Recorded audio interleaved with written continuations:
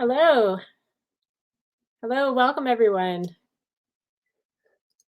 Um, Thank you so much for joining us today to talk about the Bachelor of Communication and Media Studies, or the BComs degree.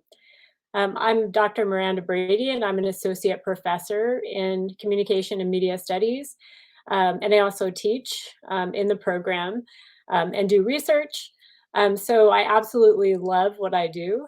And I'm going to talk to you a little bit today about what it is that we do in our program. As I look at the world around me, every single day, I'm reminded of how important the work is that we do.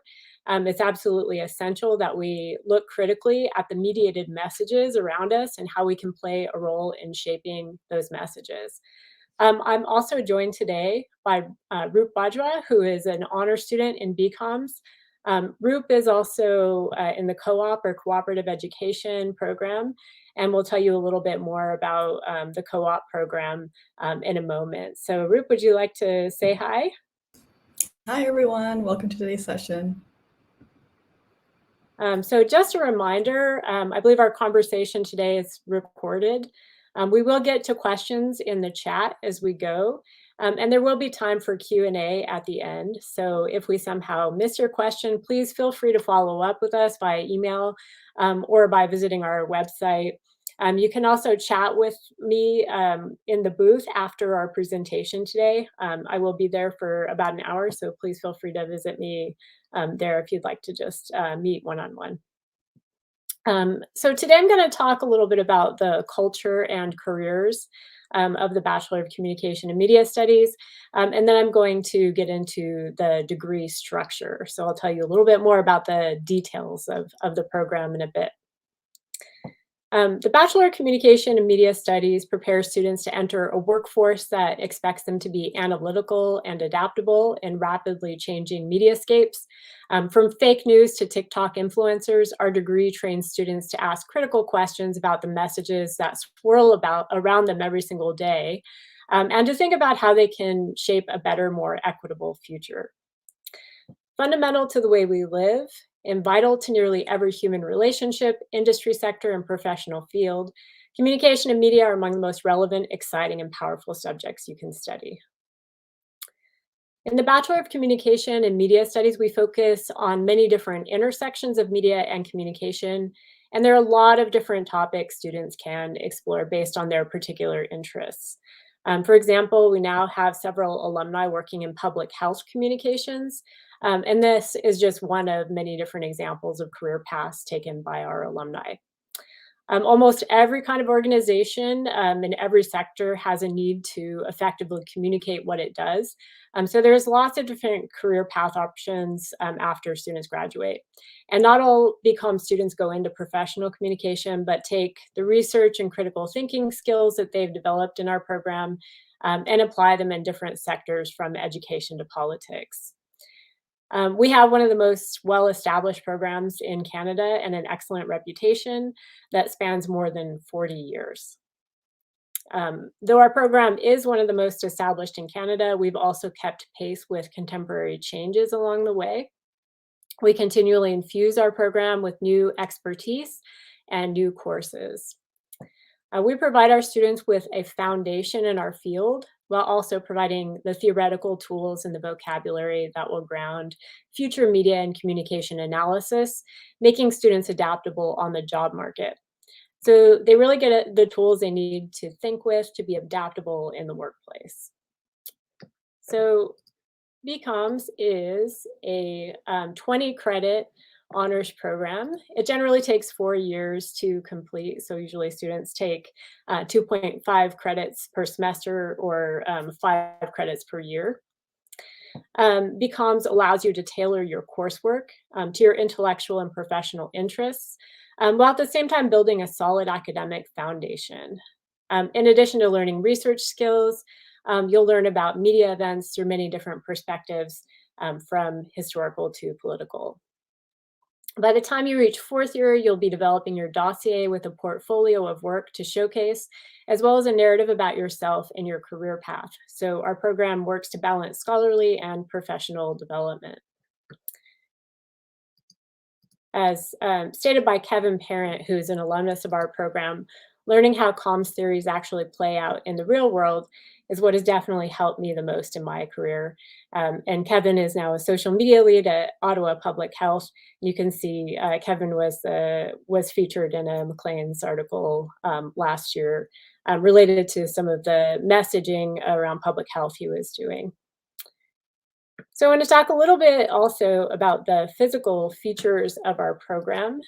This is our building right here. It's Richcraft Hall, which is right on the beautiful scenic Rideau River.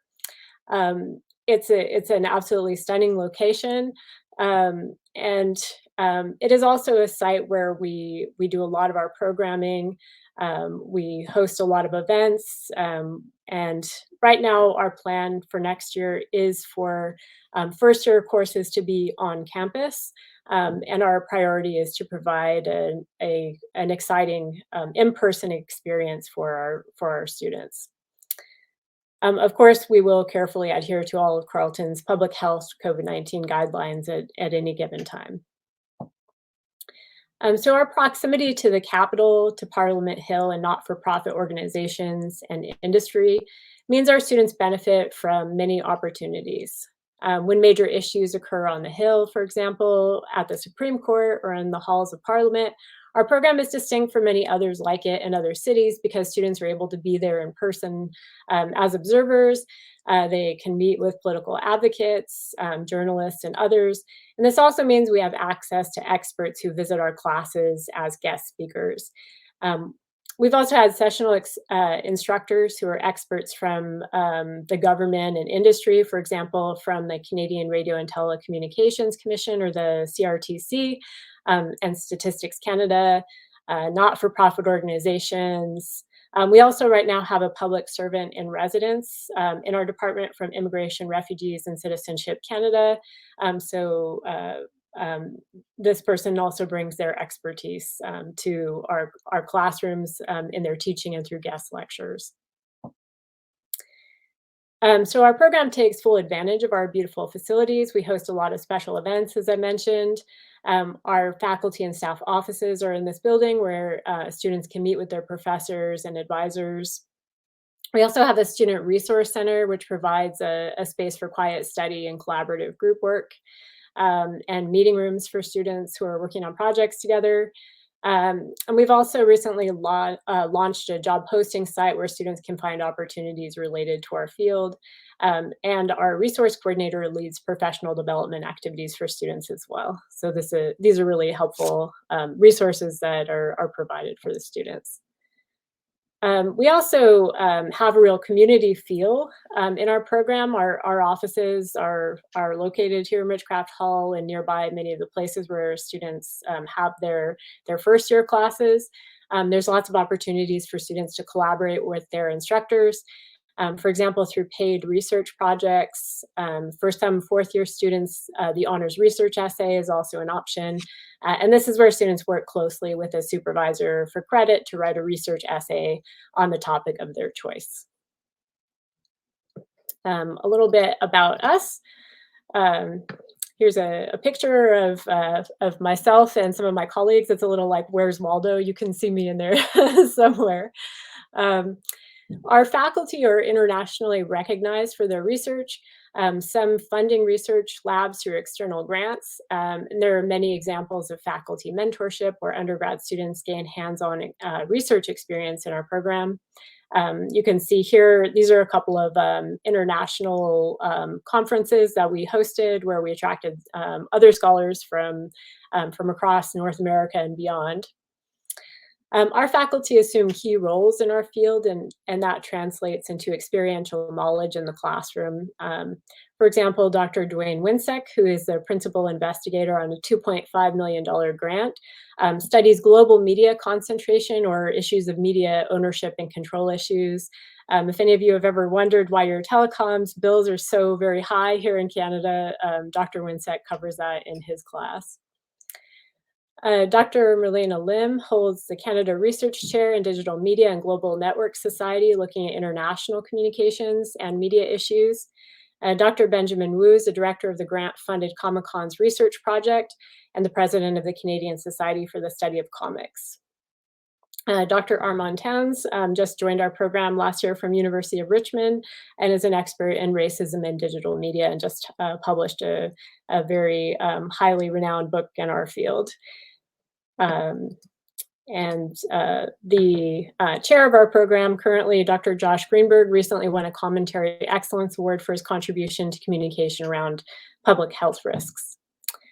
All of these successes have meant opportunities for BCom students, from the classroom to paid research assistantships, as I mentioned before. Alumni in our program take many different kinds of career paths also. And this includes jobs in government communications offices, not-for-profit organizations in the private sector, and they also work in various industries from high tech to education. Our students have found rewarding work as advisors to federal cabinet ministers and as communication strategists with leading charities, NGOs, and corporations. They also work as entrepreneurs, researchers, and media and cultural policy analysts.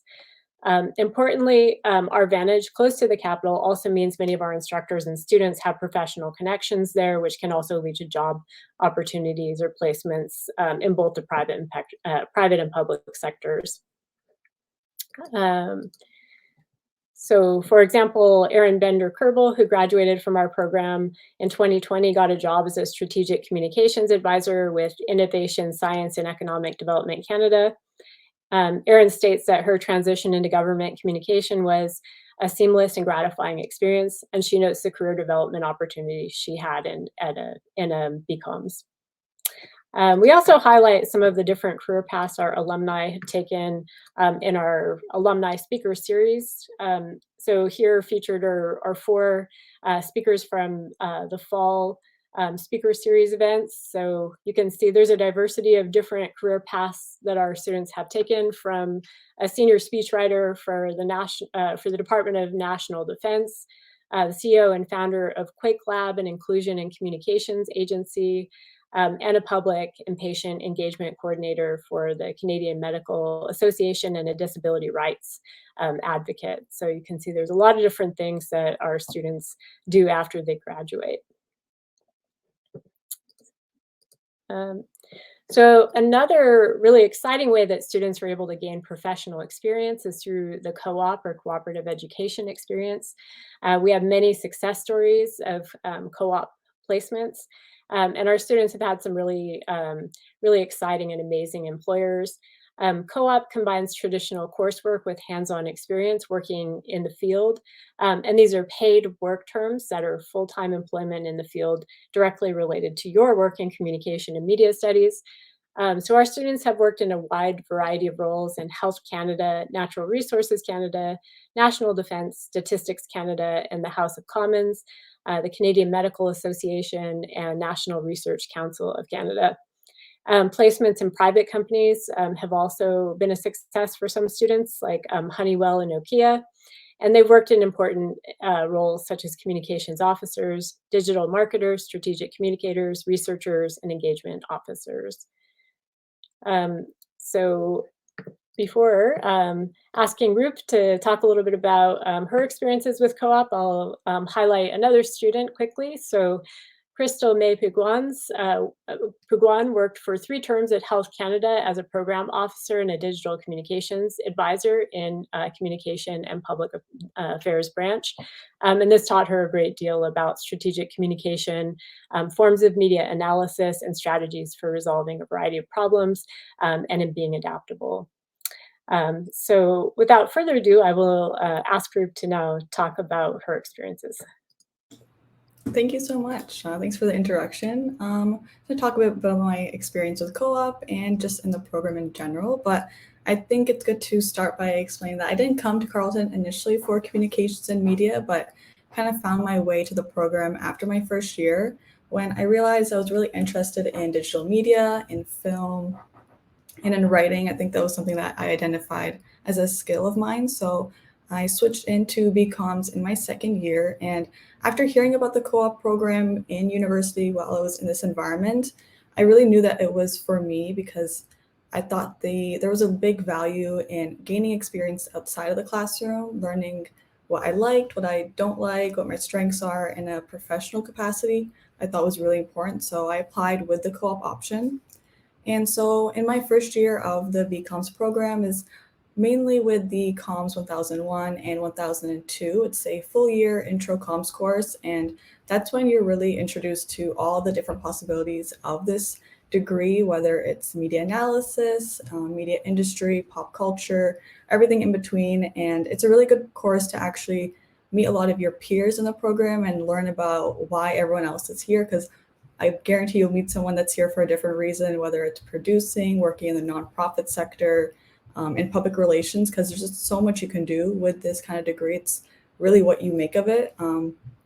Also in the first year of your program, you'll get to explore a lot of electives, explore your interests, whether it's marketing, film, psychology. You get to take those intro courses and learn about how you want to tailor your degree. So that first year is really important in terms of that. As well, during that time, I took the co-op course, which is a really integral part of your co-op experience at Carleton. It helps you build your resume, build your cover letter, understand different strategies for a job search, and as well as how to prepare for an interview. So if you decide to do a co-op program, they don't just throw you in there kind of blind, not know what to do. They definitely prepare you to go into a job search well prepared. And then my second year of the program was definitely where I had all my favorite classes thus far. It was more particular. You got to get into more in depth of maybe what you particularly wanted out of your communications and studies program. One class that I'll shout out is critical studies and advertising and consumer society. It was all about learning the different mechanisms of advertising, marketing, consumer culture, learning about the cultural implications of consumer culture. And Professor Salmoner for that class was incredible. So that was definitely one class that I really enjoyed through my degree so far. Following that year was summer 2021, and that was when I secured my first co-op position at the Department of National Defense as a communications specialist. And I was really excited to get that public sector experience, and I got to work on a major communications plan for a project, worked on guides for student onboarding, worked on a database for media messaging. I got a really holistic experience in communications to learn about what I liked. I gained professional writing skills, verbal communication, and really acclimated to a professional environment that you don't get just in the classroom. And in terms of working in the government, being at Carleton in Ottawa means that you have a wide access to government opportunities. So if that's something you're interested in, you really get a great insight into the public sector if you decide to come here and do a co-op program and take on a public sector job. So that's something that I really appreciated. So following that co-op term, I continued into co-op work terms. And in the fall of 2021 and winter of this term, I've been working at Carleton as a strategic project assistant. And this role has kind of took a different side of communications. It's more internal staff communications, writing newsletters, web pages. I got to create a video for an orientation program. I also get to manage Carleton's social media accounts. So it was a different side of communications that I was really excited to get to learn. And I think really in the professional setting, you get to improve on competencies and skills that are not possible in the classroom alone. It's definitely skills in the classroom I've definitely applied to my work terms, but I've learned so much more from just taking on these extra experiences. And so following that, after I finish up this term, my final year will begin in the fall of 2022. And I'm really looking forward to this year. It'll be my final academic year. And after a year of working, I'm going to be looking forward to really appreciating my time as a student at Carleton, looking forward to those upper year courses, the workshop course that you'll get to do, where you get to have more hands-on experience of particular things that you want to get out of communications. Maybe it's digital media, professional speaking, or event management. There are so many things that you can take really in your upper year courses that are more directed to maybe things that you'll do post-grad. And I think as a final note, just if there's anything you'll take away from my speaking today, is that the quality of your experience at Carleton is truly, truly dependent on you taking advantage of programs like co-op, or if it's not co-op, then clubs, volunteering, internships, so many different things. Whatever it is, you can find something that you will be interested in taking on that's outside the classroom, and you'll really get to tailor your experience at Carleton and make the most out of it. So that's what I would say.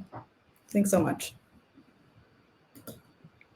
Excellent. Thank you, Ruth. That is an excellent segue to talking a little bit about the student life on campus. So there's definitely a vibrant student life. As Ruth mentioned, there's many different opportunities, clubs, and so on that you can take advantage of.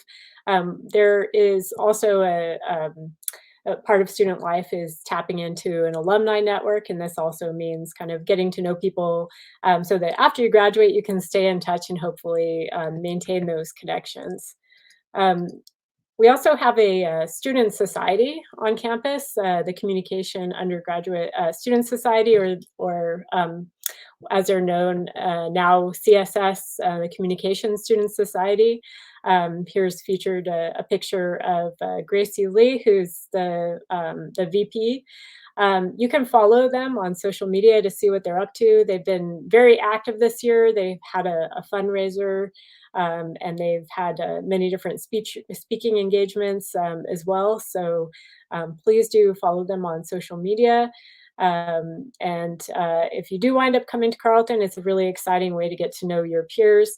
In the past, they've also hosted social events like galas, and they put on also a mentorship program where students from upper year connect with students from lower years and help mentor them through the transition into university. So that's a really great program, and you can talk with students who've already been there before and helping you to navigate your new university experience. So highly encourage you to connect with the Student Society and follow them on social media.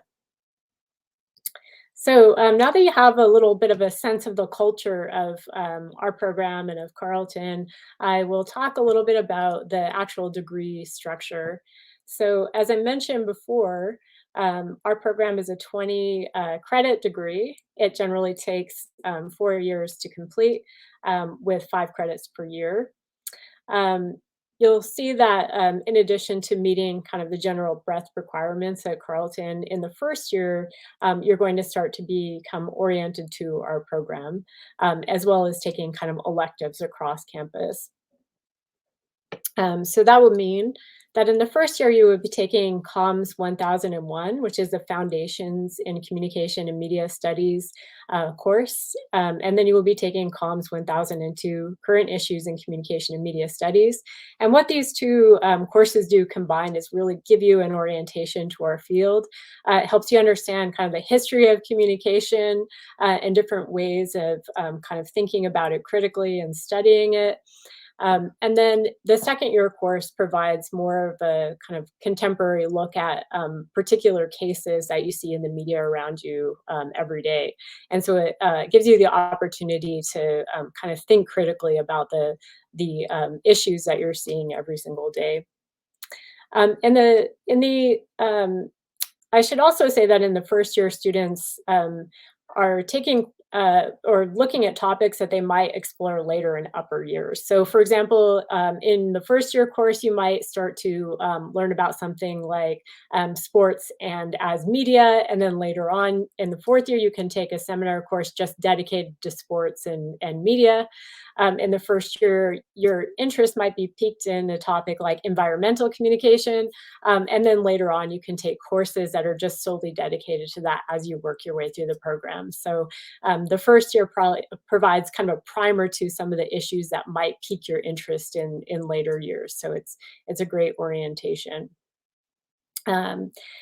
And in the second year, students will start to build their understanding of theory related to our field with the theoretical foundations class. They'll also start to understand what research is, how it is that we approach research questions, and how we might go about conducting our own research, as well as how we critically evaluate it when we come into contact with research ourselves. So it provides a really nice orientation there, and understanding research and knowing how to do it is always something that transfers well into a career later on. It's something employers look for sure.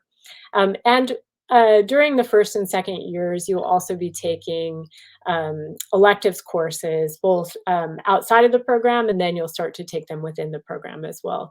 And part of what this does is to let you really see how our degree is interdisciplinary. It helps you to learn about lots of different topics that might interest you, and also to start to just grow your kind of your knowledge of a lot of different subjects. So perhaps you're interested in sociology or psychology. These are courses that pair really well with some of ours as well. So maybe these are things that you would take as electives courses in the first and second year. So in the third year, you will still continue to learn about theory and methods. You'll take a couple of research methods courses in the third year, both a quantitative methods course. Don't let it scare you if you're not a numbers person. You learn how to work with software, and it is a very accessible course, even for those who are not super strong at math like myself. You also learn how to do qualitative research. You start to learn about research questions and how it is you might go about addressing those questions with your own research instruments. You start to learn how to design research yourself. And as Sten has said in the chat, remember to jump in if you have questions. We're happy to answer those for you if you have any questions about specific classes as we're going along. You also take a research, a communication and media studies theory class that helps to ground you in some of the kind of theoretical ways of framing questions and for looking at different issues that you see in the media. In the third year, you'll be taking electives courses as well. In the fourth year, students will be taking a workshop course. And they'll also be taking other electives courses across our program in the fourth year, and those can be on lots of different topics. We have, there are a variety of different topics to choose from in your electives courses.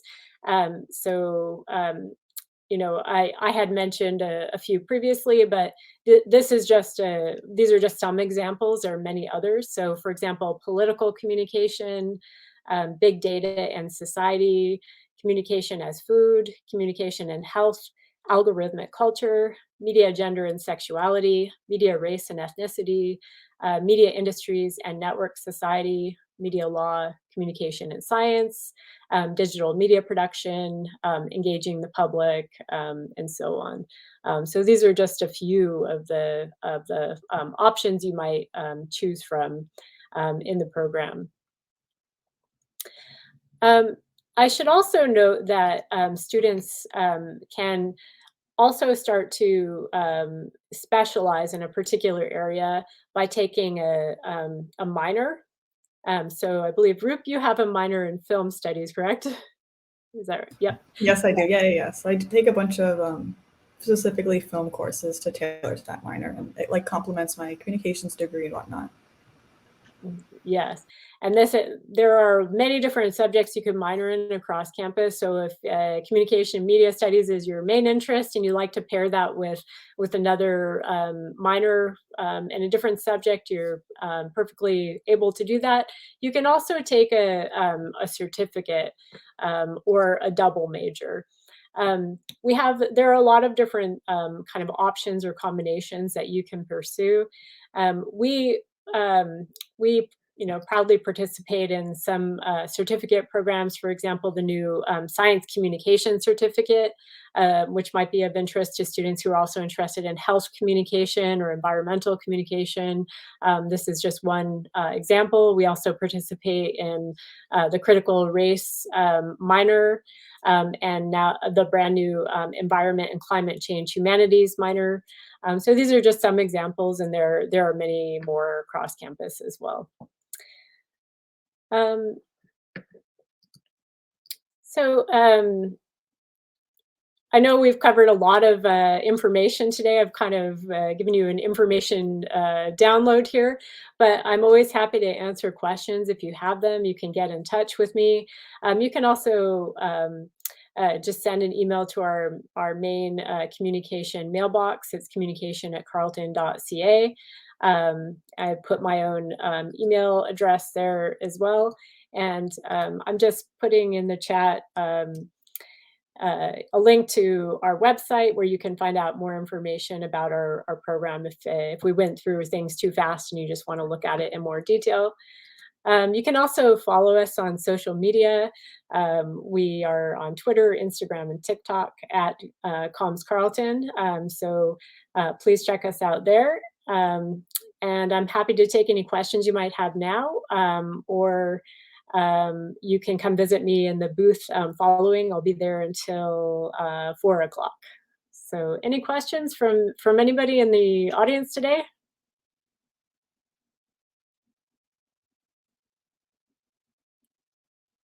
Yeah.